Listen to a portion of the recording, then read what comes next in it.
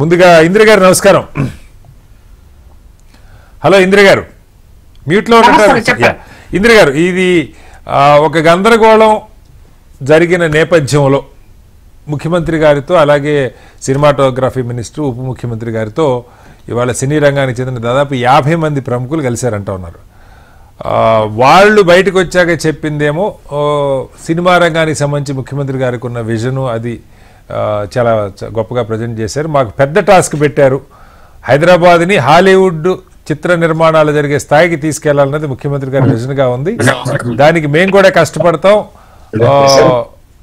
మళ్ళీ ఒకసారి కమిటీ అందరినీ ముఖ్యమంత్రి గారిని కూడా కలుస్తాం మా ఆలోచనలతో అని చెప్పి వారు చెప్పారు.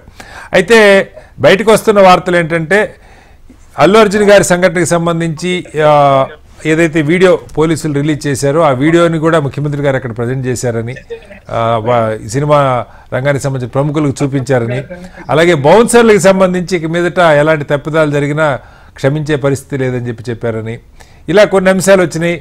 చర్చ పెద్ద సినిమాలకు సంబంధించి టిక్కెట్లు, బెనిఫిట్ షోలు, వీటికి సంబంధించి సంక్రాంతి రాబోతుంది మనందరికి తెలుసు.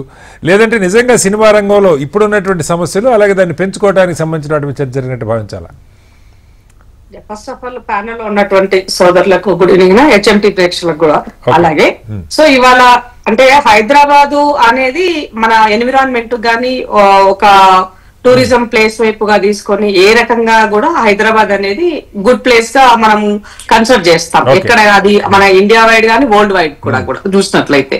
సో సినీ ఫీల్డ్ అంటే ఇప్పుడు ఇవాళ చూసినట్లయితే మన తెలుగు సినీకి సంబంధించినటువంటి హీరో హీరోయిన్స్ కి హీరోకి సంబంధించినటువంటి కనుక మనం గమనించినట్లయితే, మన డైరెక్టర్ సంబంధించినట్లయితే ఇవాళ ఇంటర్నేషనల్ లెవెల్లో వాళ్ళు ఒక పాప్ పొజిషన్ లో ఉన్నారు. So at the same time ఇతర వాళ్ళు ఇంటర్నేషనల్ వాళ్ళు కూడా వచ్చి మన దగ్గర చేస్తే బాగుంటుంది, ఈ ఇండస్ట్రీకి కావాల్సినటువంటి మౌలిక వసతులు ఏం అవసరం పడతాయి, వాళ్ళు మన దగ్గరికి రావాలంటే ఏమేమి ఉండాలి, వీటన్నిటికి కూడా ఒక కమిటీని ద్వారా చర్చించి ఒక మంచి ఒక ఇండస్ట్రీకి అనుకూలమైనటువంటి వాతావరణం వైపు తీసుకోవాలన్నది ప్రభుత్వం యొక్క విజన్ గా మనం చూడాలి.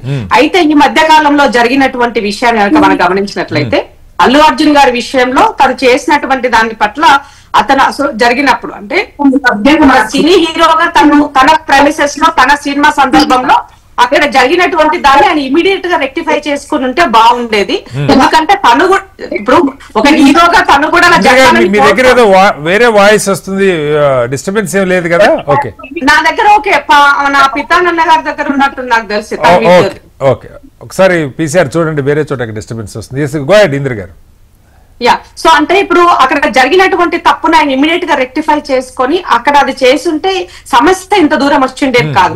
కానీ అతను ఎక్కడా కూడా అలా జరగకుండా అగైన్ ఎంక్వైరీకి తీసుకెళ్లి తనతో మాట్లాడిన తర్వాత ముఖ్యమంత్రి గారు ఒక పేదవాడికి ప్రాణం పోయినప్పుడు అతను స్పందించాల్సిన తీరుగా, అంటే ఒక సినీ ఫీల్డ్ లో ఉన్నటువంటి వాళ్ళు ఒక సెలబ్రిటీ అయ్యారంటే బికాస్ ఆఫ్ ఇలాంటి పబ్లిక్ చూడడం ద్వారానే ఒక మంచి మెసేజ్ ఇచ్చే విధంగా మీరు ఉన్నప్పుడు ఆ దాన్ని కూడా అదే విధంగా రిసీవ్ చేసుకోవాలి. అలా చేసుకోలేకపోయారని ఒక అసెంబ్లీ సాక్షిగా ఆయన ఆ అసెంబ్లీలో ఆ విషయాన్ని ఉటంకించి మాట్లాడారు. అంటే ఈ ప్రభుత్వము పేదవాడికైనా ఉన్నవాడికైనా లేనివాడికైనా చట్టం ఒకే రీతిగా ఉంటుంది. జరిగినటువంటి పరిస్థితి ఇది. ఆ సందర్భంలో కొద్దిమంది రాజకీయ నాయకులు మేము ఏదో ప్రభుత్వం ఏదో తప్పు చేసిందని, రేవంత్ రెడ్డి గారు ఏదో కక్షపూరితంగా చేశారని అవాకులు చవాకులు చాలా పేల్చారు. అది కాదు, ఇది జరిగినటువంటి ఘటన అనేది చాలా క్లియర్ గా చెప్పారు.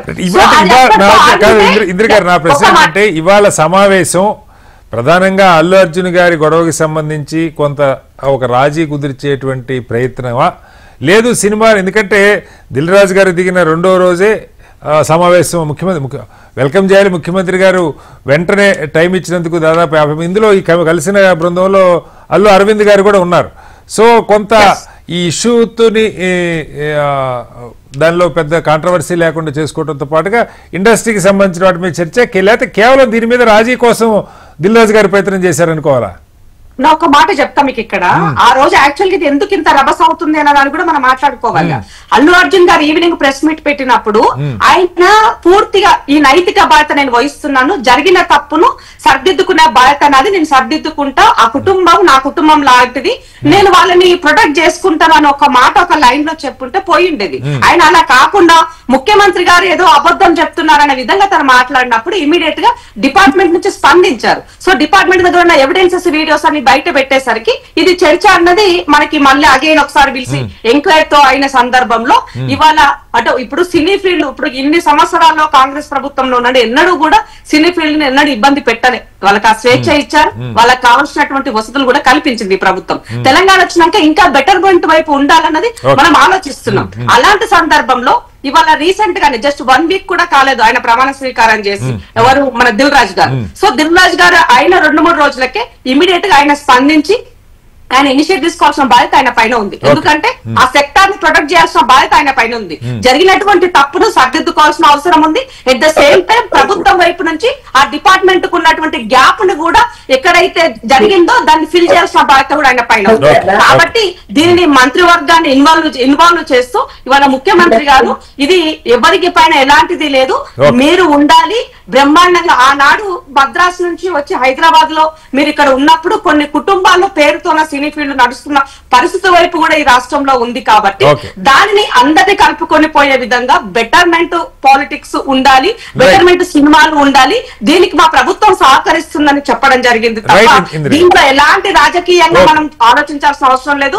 ఇక్కడ ఏదో కాంప్రమైజ్ ఎవరిని కాంప్రమైజ్ చేస్తారనేది కోర్టులో కేసు ఉంది, ఎవిడెన్స్ బట్టే కదా కోర్టులో జరిగేది. అలాంటప్పుడు మనం దాని గురించి వేగంగా మాట్లాడాల్సినటువంటి అవసరం లేదు.